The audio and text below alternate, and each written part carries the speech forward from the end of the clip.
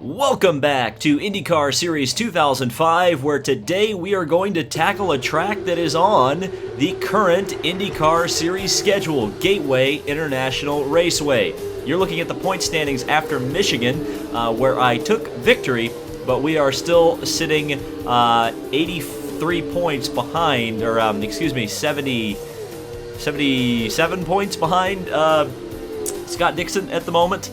So we've still got a long ways to go to catch him. We need a lot of help over the next 6 races to actually catch Scott Dixon, but it is possible. It is possible. There's look at the rest of the field where they sit in terms of the full season guys. We start getting down here, and it's no longer the full season drivers. So let's have Bob Jenkins introduce you to Gateway, and let's start some qualifications. It's race number 11, and we find ourselves here at Gateway International Raceway, dubbed the Paperclip due to its unusual shape. This track, just across the Mississippi River from St. Louis, has played host to IndyCar Series races since 2001. The 1.25-mile oval sometimes has been described as more of a road course without any right-hand turns. Turns 1 and 2, despite having an 11-degree banking, are very tight. This is one of the few locations at any track in the series where drivers have to brake and shift down a gear. A long back straightaway follows these tight turns, leading into the sweeping, full-speed corners of turns 3 and 4. The whole track, while being wide and fast, has a narrow groove, and passing is very difficult in the first 2 corners. This is a track where handling and driver skills take precedence over horsepower, so you're going to have to devote your full attention if you want to earn a strong finish here. Cars at Gateway run the high downforce, short oval wing configuration. So here we are, ready to qualify at Gateway. Kenny Breck was on the pole. Now it's Tony Kanaan. 180 miles an hour seems to be the speed to beat as we go down through the rest of the entry list here. Nobody's really getting close to 180. It looks like Breck and Kanaan right now are the, well, then I say that. Elio Castroneves does a 182. Dario Franchitti is 10 miles an hour slower than that. And now it's time to see what the old Land Speed Racing number 42's got for everybody. All right, so here we go. We're going to bring the fuel load down as far as we can. Hopefully it won't be like Michigan where we run out of fuel. That would be a bit embarrassing to do 2 races in a row. But seeing as it's a short oval, we shouldn't have to worry about that. I'm going to set the fuel mix to 0 as we're going out of the pits anyway, just in case. I was doing about 175 in practice, lap average. I do not know if we're going to be able to get anywhere close to 182. We'll see. Sometimes your qualifying speed goes way, way up from where you were in practice in this game. So we'll see. As we get up into 5th gear, lots of shifting on this track, almost 200 miles an hour down the straightaways. In race conditions, we probably will be at 200 in the draft. And it's very possible to get a lot of wheel spin. This surface is kind of abrasive on these cars, and it's just a tough track, Gateway. Of course, they actually repaved the track for the first time in its history, leading up to the IndyCar race for this year, as we do a 174, not quite where I want to be.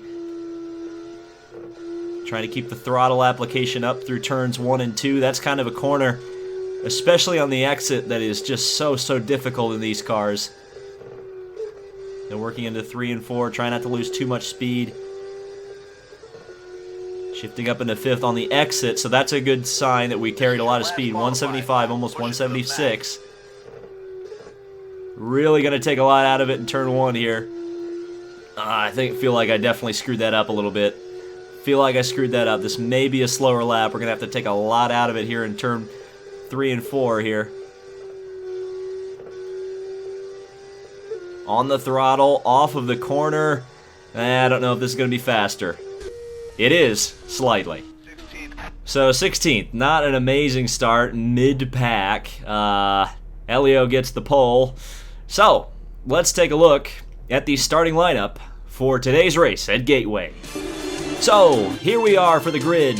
Castroneves is on the pole. Kanaan is on the outside. Row number 2 is Kenny Breck. Alongside the second Penske of Jill DeFerrin. Row 3 is Thomas Scheckter. Alongside Brian Herta. Row number 4. points leader, Scott Dixon, alongside of Tora Takagi. Row number 5, Alex Barron, and on the outside is Buddy Rice.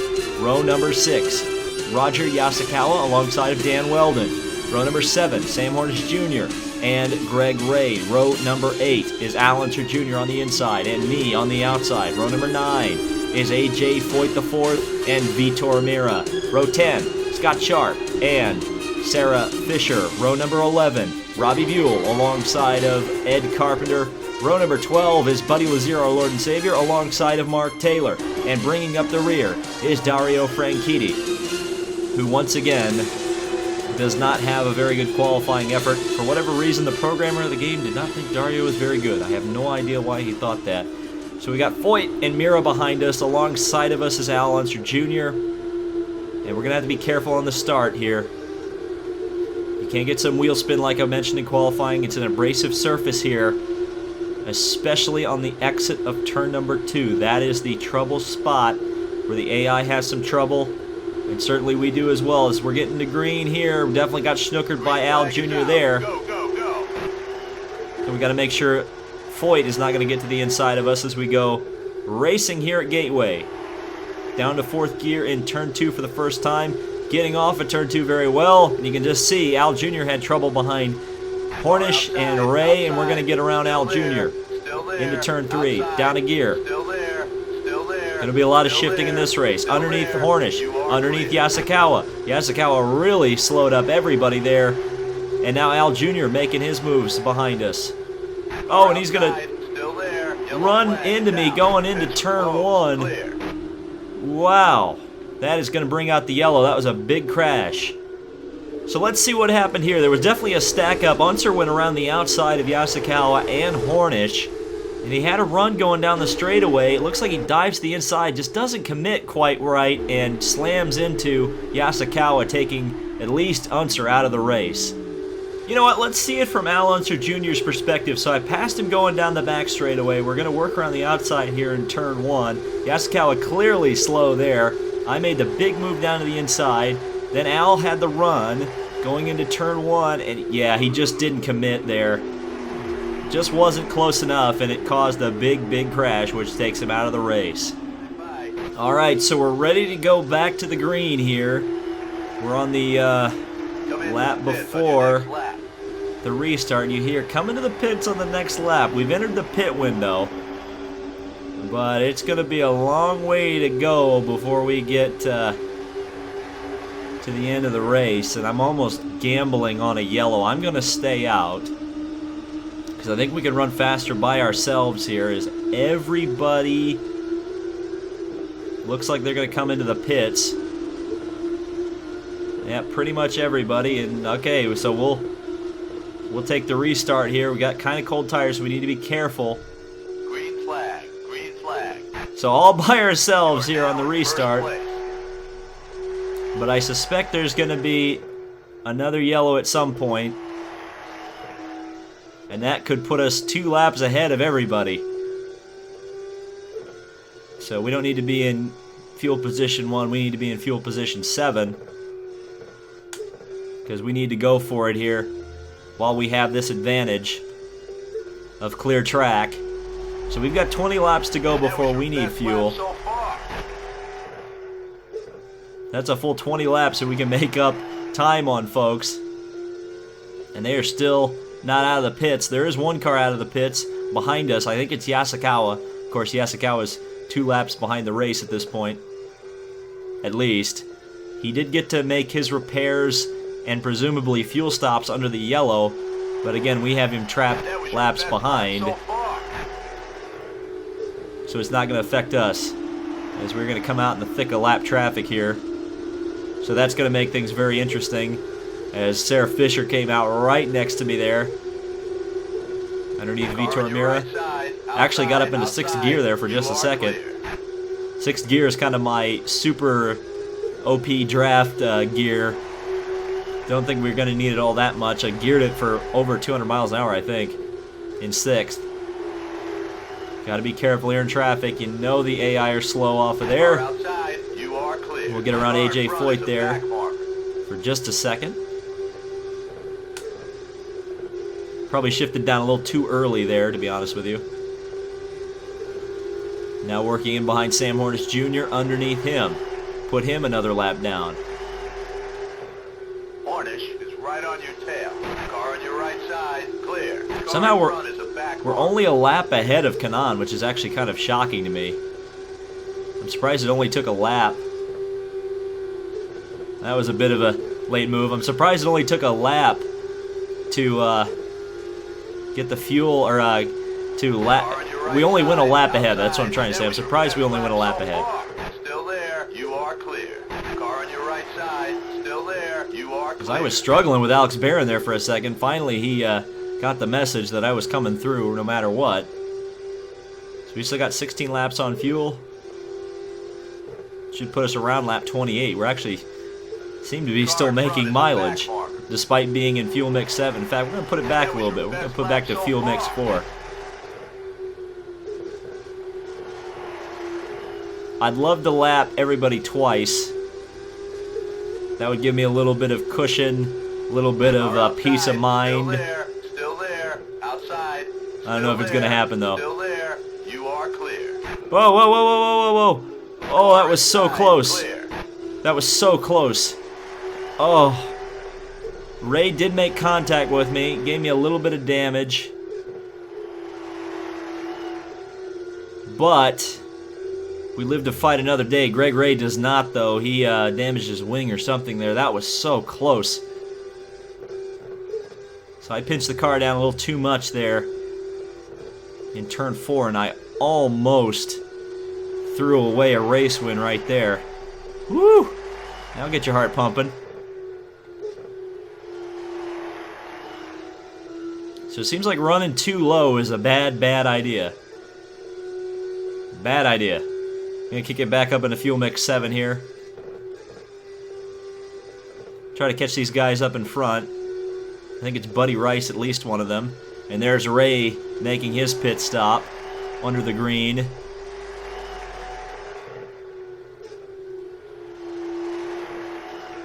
Car in front is a back marker. So I don't know if we're running faster than the leaders or if we're running, you know, kind of the same pace. It'll be interesting to see how this all works out when we come out of the pit. We made a good decision by kind of deciding to lap everybody and race under the green, or if we made a poor decision. I think I'm a little bit worried that we're going to come out right about here in the pack, which is like 10th or 11th. Front is a back marker. And the problem is we're going to be on cold tires when we come out of the pits, as we get a huge run out of turn 4, and we're going to put Weldon a second lap down.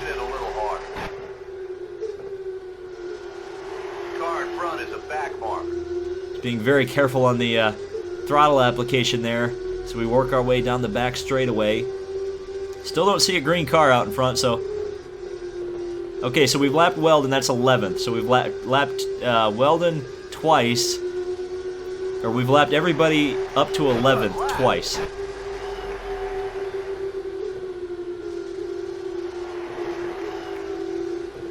Just look at that. There's that traffic again. We got held up behind Buddy Rice. Still there, outside. And that kept me from getting a decent run off of turn 2. Outside. It happens when the AI gets real close to each other out of turn 2. For whatever reason, they get a bit timid, and then they get jumpy, then bad things happen.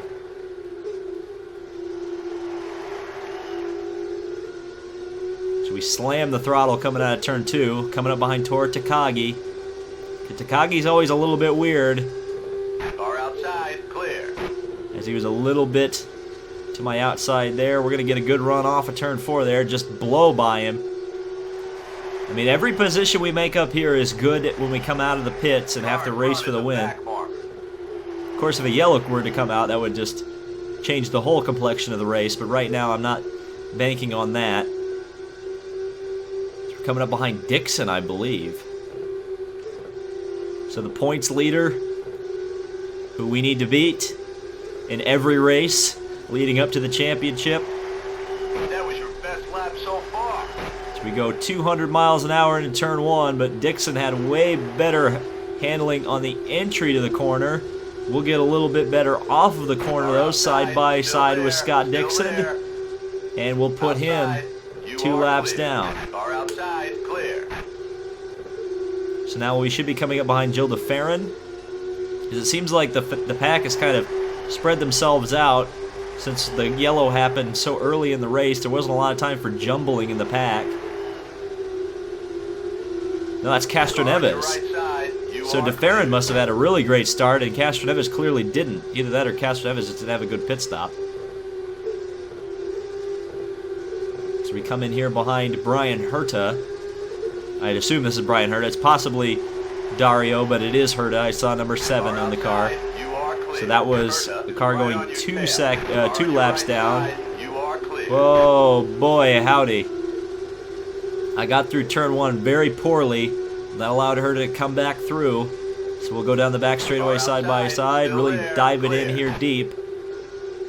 And here's the thing, we are coming up on the back of the field as well. So we're coming up on guys like Carpenter and Franchitti who are running at the back. So this is like 3 different laps of cars, 3 different speeds of cars. That's going to make things very, very touch and go here. So I'm going to lift off early behind DeFerrin. I don't want to cause any issues here. So we go underneath Franchitti, putting him 3 laps down, and put DeFerrin 2. And thank God for Ed Carpenter, because he is slowing both Kenny Brack and Tony Kanaan up. Are we going to go 3 wide to turn 3? No. I really thought about it. That was a bad idea, though. Thankfully, cooler heads prevailed there, as we're going to go underneath everybody and put the whole field 2 laps down. So that's exactly what we needed to do right there. Now we're going to come up behind the lap car of Mark Taylor. I ran very wide out of turn 2. That was a bit risky there. Car in front is a back mark. So we've got 4.3 laps left on the fuel tank. And we're going to try to lap Taylor as well, if we can. 4 laps to go on fuel, coming down to 3.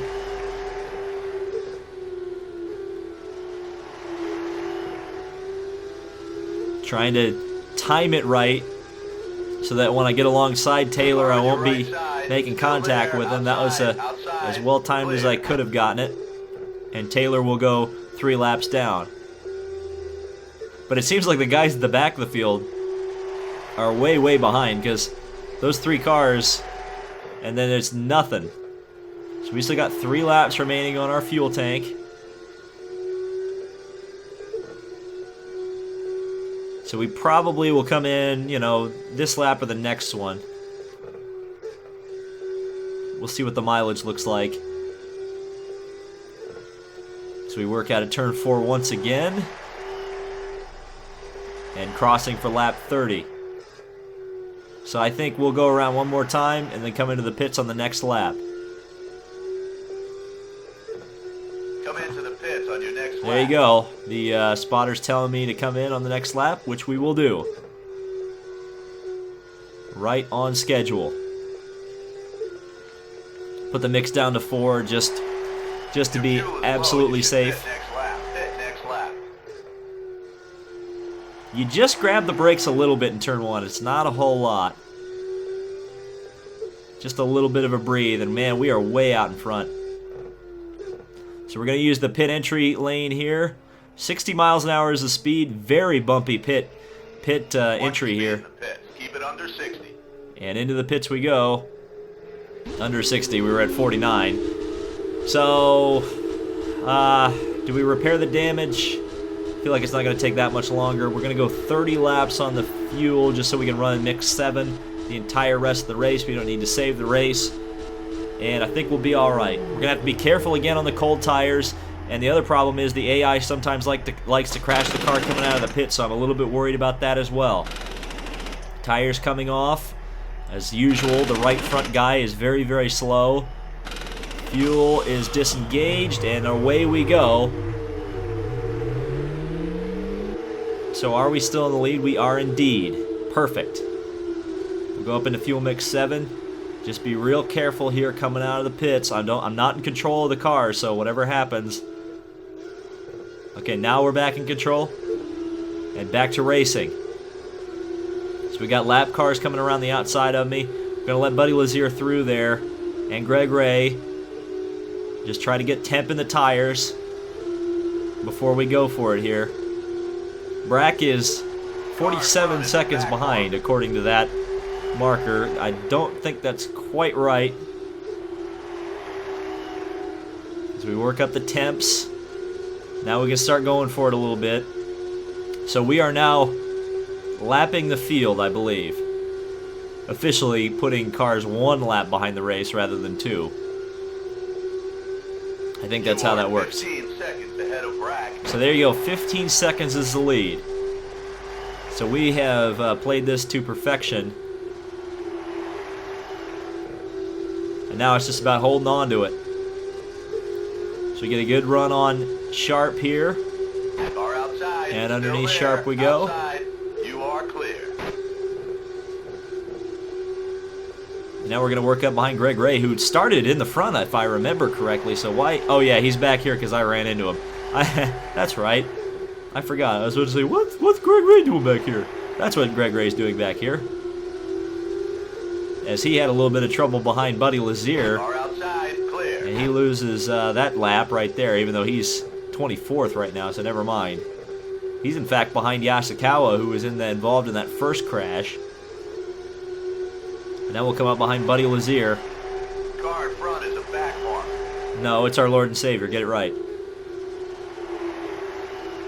We get on the accelerator there. Be nice to me, buddy. Car outside. I bought your T-shirt. All right.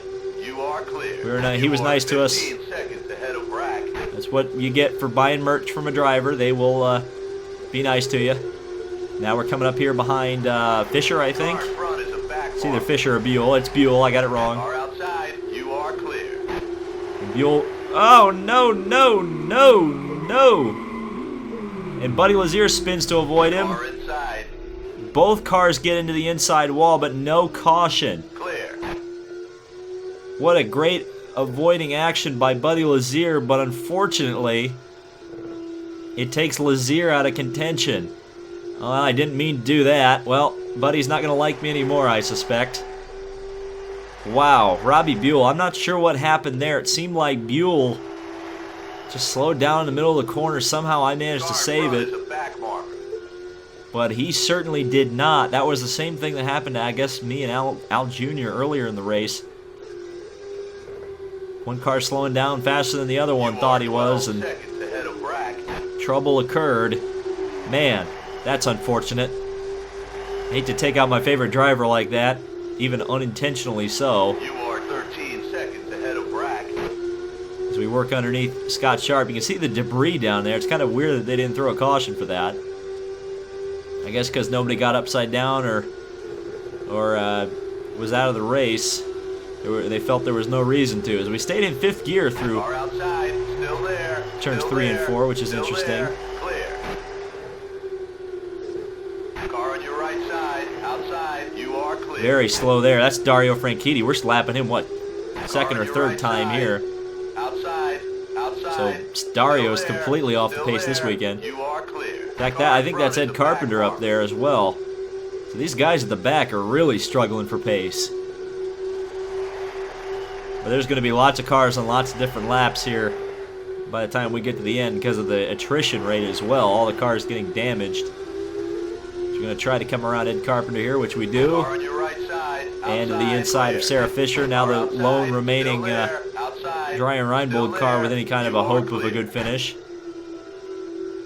So we work around turns number 3 and 4, just nice and easy on the throttle. And we actually have a nice clear track for once, as we're working 8 laps to go here at Gateway. And it looks like a lot of traffic up here. So the lappers are going to be a big key in the end of this one. As AJ Foyt, I think that is running way high. Way high, I should say. My words kind of You tripped are over 16 themselves there. seconds ahead of Brack. Because everybody's really slow, and we'll go to the inside of Car on your right side. Still Foyt. there. Outside. And maybe to Clear. the inside of Car Hornish outside. as well. Still there. You are clear. Yes, Car sirree, in front Bob. is We'll the get back around one. him. Whoa, nope. The curbs are not You are good. 17 seconds Wow. ahead of Brack. Car definitely got really loose there. Car outside. And I dove to the outside. inside. The reason You I are did was clear. because I didn't want Hornish to do the Unser thing to me and run into me and cause a yellow. Car on your Even right though we have side. lap cars Outside. between us and Outside. second place, we Outside. just don't want to Clear. deal with Car that in front is the back if we can one. avoid it. There is a ton of traffic up here. Look at all these cars. Coming up to 6 laps to go. Gonna try to back off the corner. Nope. Oh, that was so close. I was trying to back it off so we could get a run on Mira there, but no thank you. He decided to brake check me on the exit. Thankfully, I had the awareness that time to back off, as Castroneves is very slow off of that corner. Boy, Vitor is being a wrecking ball right now. We got to get around him real quick. Still there. Outside. Still You can see how that affected my lap time. I lost 10 miles an hour with that lift. You can just see how much more speed I was able to carry off of turn 2, passing Rice and Taylor right there. And now I'm behind Weldon once again. And underneath Dan. Car on your right go. side. Clear. Now we've got 4 laps remaining in the race. Car on your right side. Clear. Coming up to lap Dixon and Takagi, I believe. So we're right back where we started when we had the restart. Car in front is the back one. It's also the points leader in the car we need to beat. Oh no, that's Schechter. So Dixon is farther up the field than Schechter. That concerns me a little bit because that means Dixon's gaining points back on me. Ooh, as I got on the curb there, didn't need to do that. Thankfully, Schechter didn't have any kind of a run on me. So we're going to run a bit high in 3 and 4. And I got a little bit of understeer there and almost understeered right into Takagi. But we'll pass Takagi on the straightaway, so it won't be too big of a deal, even though Takagi is going to try to drive around the outside of me. It didn't quite work. So with 2 laps to go, we've got the race. It's in our hands. I'm not going to say it's in hand.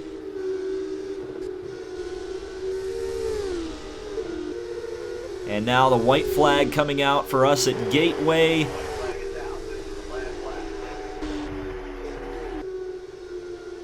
We have a 20-second lead on Kenny Brack. So pretty much we just have to go one more corner here and take the checkered flag as we come around behind Scott Dixon. Down a gear just to get the car through as safely as possible. Off at turn 4. Well, we lapped Scott Dixon and take the win. Woo-wee! So the results of the Emerson Indy 250 shows us taking the victory over Kenny Brack, Tony Kanaan, Brian Herta, and Gilda Farron. Down through the rest of the field, you can see the laps completed by everybody else.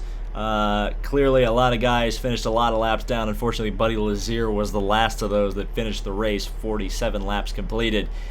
Well, that was Gateway. We did take the win, and we gained some 25 or so points over Scott Dixon. So again, we're in the championship hunt. We just need to keep digging to get that championship.